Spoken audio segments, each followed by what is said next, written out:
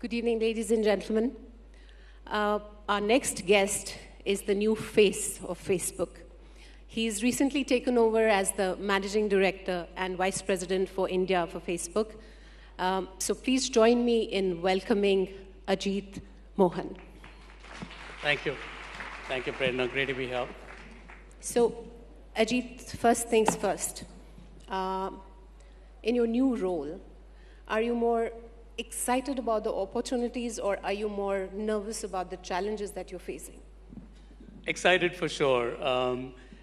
I've joined a company where there's 2.7 billion people across its family of apps around the world. I think it's a very consequential platform, and I do have the tremendous opportunity to represent India and champion India in Facebook and hopefully create a mission for the company that is exciting for both Facebook as well as India. So I'm excited. So is this your first public appearance after taking over? Yes, it is. What a brilliant mix. I think Conclave is the largest leadership platform for thought leadership, and we are delighted to have you here in your new leadership role. So, Ajit, coming to my next question, India is a very unique market. It's really interesting because, think of it, we introduced Manchurian into the Chinese cuisine, but we have to remember not to ask for Manchurian when you go to China because it doesn't exist. There are some great things we've done as well. Right? At Facebook? Manchurian may not be a great example of a localization. Okay, so did you have to do a lot of localization for the Indian market? For Facebook? Yes. Not Chinese food, right? Not Chinese food. I think so, and I think there are two parts to it. One, obviously the power of the Facebook family of apps has been that a lot of what has been built is globally relevant. So there's no question that it's equally relevant in India as it is in the US or in other markets. And yet there are places where we have built products that have come from India or been inspired by India. One of the more recent initiatives is really a lot of focus on women's safety. If really the mission of Facebook is to help build communities, that mission doesn't really go forward in India unless women feel safe on the internet and on Facebook, and women are able to build and engage with the communities that they're interested in.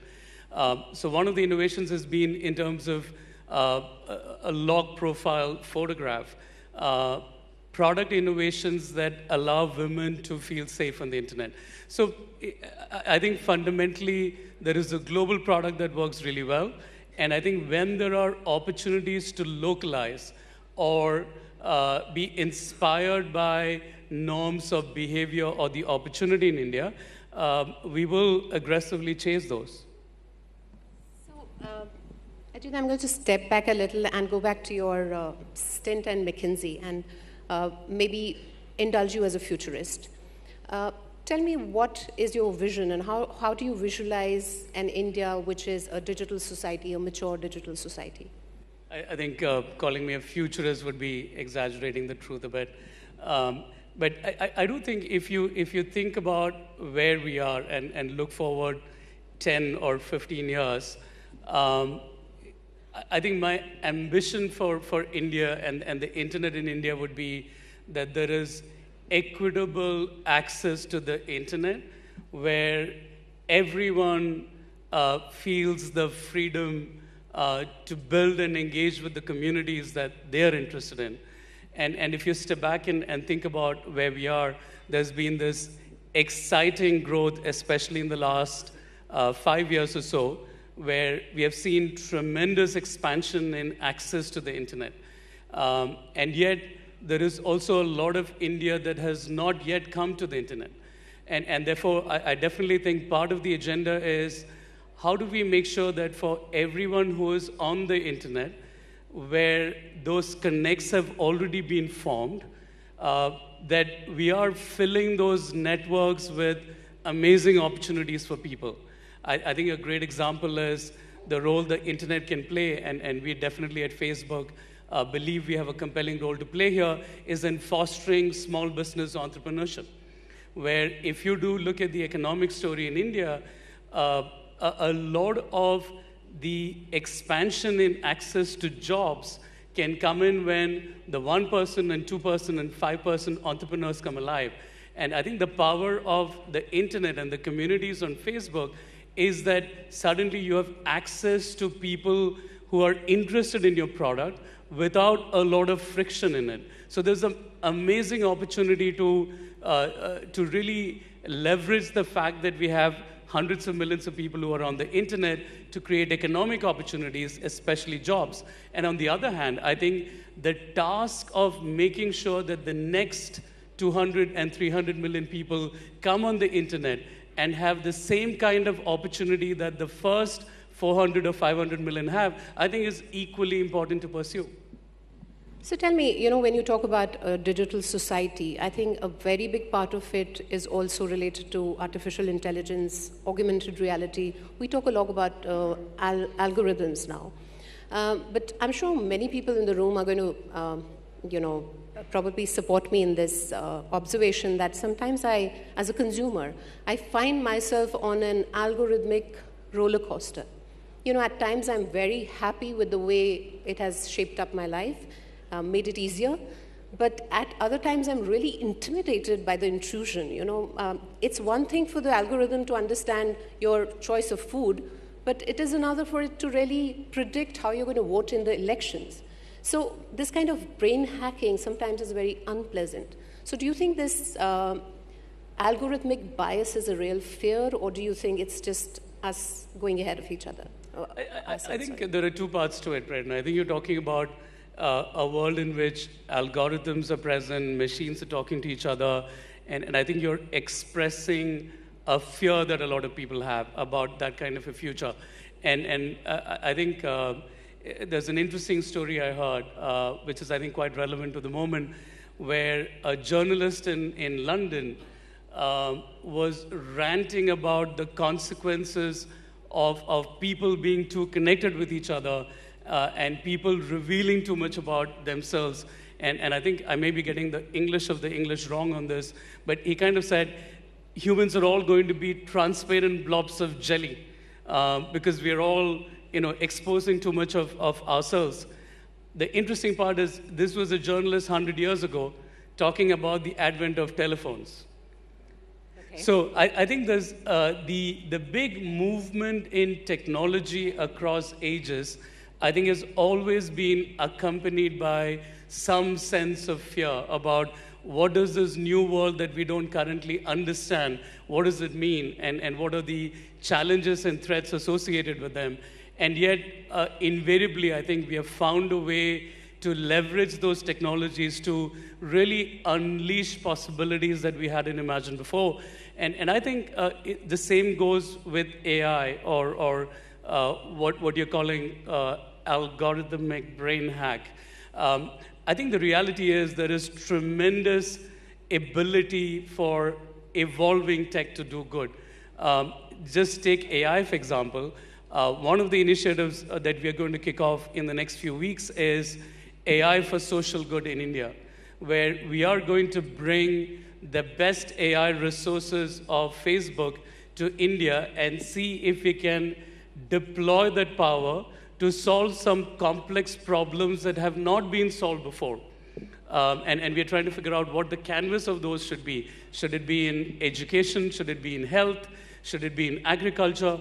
And the minute you're engaged with that conversation, you are realizing that the possibility of using AI to fundamentally change the lives of people for good is enormous. So I understand the concern, and I do think there is a conversation that's happening that we are in the middle of, which is a conversation about what kind of an internet do we want the world to create. And I think it's a very timely, legitimate conversation. And all of us, whether it's private institutions like us or governments or civic society, I think all of us need to come together to chart the norms and guidelines in terms of what that internet is. But I think we should move forward, even as we chart those guidelines, with a lot of optimism about what technology can do for us. Tell me, some of these fears, some of this anxiety around a digital society is also panning out globally in the form of, data breach, privacy concerns, confirmation bias on the internet. So do you think whatever the digital majors throughout the world have been doing in the recent past after a lot of rap on the knuckles, do you think that's really going to put these fears or this anxiety to rest, or do you think we really need to, it's a continuous process, there'll be more to come and then we'll have to handle more challenges?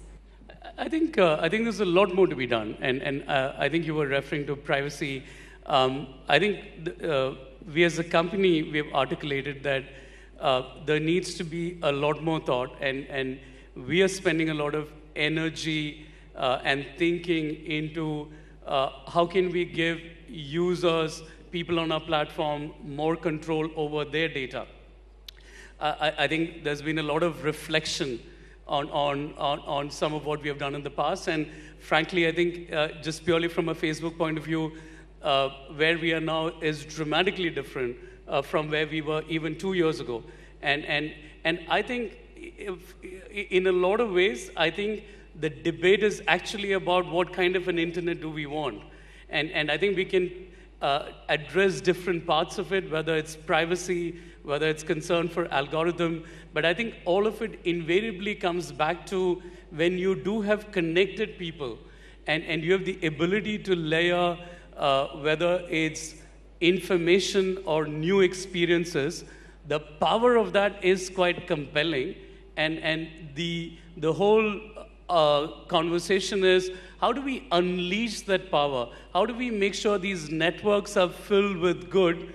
And therefore, what are the norms and guidelines and rules of the highways that we should all design together?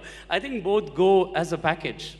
So I'm going to shift gears a little bit here and talk about the human face of this digital society. Social media, as we know, has become a very intrinsic part because it's completely transformed the way we are communicating with each other. But I think it's also pushed us a little bit behind bubbles. We are kind of prisoners of our own echo chambers in a way.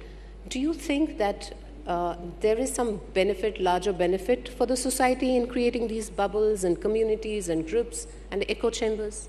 I think if I think on some of your questions, Prerna, I think you are focusing on a part of it, which is a lot of it, which is the concerns of the free internet. So I'm giving you an opportunity to give the entire... Yeah, some of the fear, and I think it's valid. And I think there's consistency in the questions. And there are some assumptions as well. Just in terms of bubbles, I think when we look at behavior on Facebook and its family of apps, what we see are not bubbles. What we see are communities forming that may otherwise not have been able to form so quickly or engage with each other so well. We see people signing up for causes that would have been very difficult to do in a world which was not connected or where Facebook was not playing a meaningful role. We see entrepreneurs being able to start businesses with very little effort. So I don't think we are seeing the bubbles. We are seeing tremendous opportunity, as well as we are occasionally seeing bad actors. We are occasionally seeing bad behavior. And I think it's a constant fight to make sure that the networks that we have created are filled with good, are filled with things that fuel economic and social opportunity. And in that, I think is to be always conscious that of the fears and threats that you articulated, that we are able to address them and correct them so that those highways are open for good. So you think there's a rainbow around the bubble? I'm sorry, I didn't hear you. I said, do you think there's a rainbow around the bubble? You're just pointing to the rainbow around the bubbles that No, I think I like your, I like the fact that you're obsessing with rain and water and bubbles and rainbow. I'm a very nature-loving person. Yeah, no, I think it's a good framework. But No, I'm not painting. I think you're suggesting, am I painting a overly positive picture? I'm not. I think I'm articulating what we know. And what we know are most people in the world who are connected to the internet are actually engaging with it in positive ways and deriving tremendous value from it. And I think if that's a rainbow, I think it's a rainbow. Great. Now tell me, I'm a parent to 2 teenagers, and I share the concerns of many prominent tech leaders who have kept their younger kids away from devices and social media. After all, what world are you initiating them into if, filtered becomes the new reality? Do you agree to that view? I think parents have a huge role in determining they let their kids engage with the internet. And I don't think you can have a universal view on this. A year ago, I think we did some work, and 85% or so of parents mentioned that their biggest concern about the internet was not some of what you expressed, Prerna.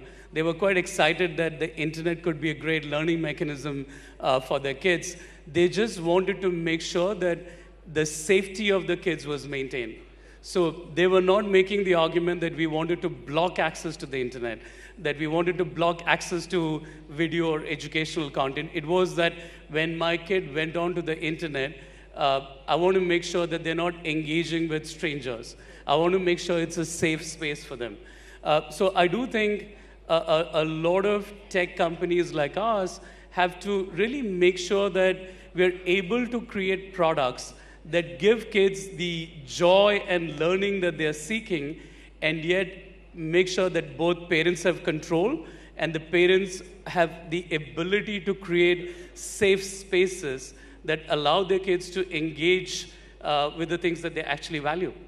So do you think, again, coming to the digital society that we live in, and it's very different from the West. The West is more firewalled as far as kids are concerned. But in India, when you give the device and access, I don't think you have really the control over it, right? So I know you have a 5-year-old. So do you think you're comfortable giving unbridled access to him, to technology, without the kind of the ecosystem that is required to really filter the content which is coming to him? I think 2 parts to it. I mean, I didn't really understand the idea of a firewall in the West that doesn't exist in India. A lot of content which is blocked in the West with parental access. Sometimes that doesn't work in India. I still see a lot of content even after parental access which my kid should not be exposed to. So the basic digital infrastructure in India is not really prepared for that sociological change. So a couple of things. I know that most of the global tech companies have universal norms in terms of if something is unacceptable for a 5-year-old in the US, it is usually unacceptable for a 5-year-old in India as well.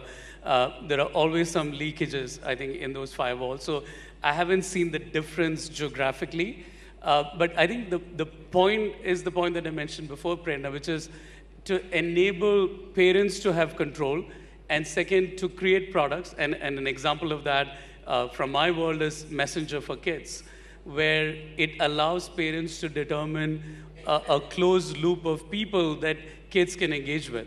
And I think it is about moving in the direction of making sure that the products allow safe spaces for kids while not denying them the joy and learning that they're seeking. Completely agree. We're going to move to a slightly more serious topic about regulation. We have a fair enough grip over who regulates our civil society. But when we talk about digital societies, who decides the parameters? Who decides what is permissible on the digital platforms? So what is your view on regulation?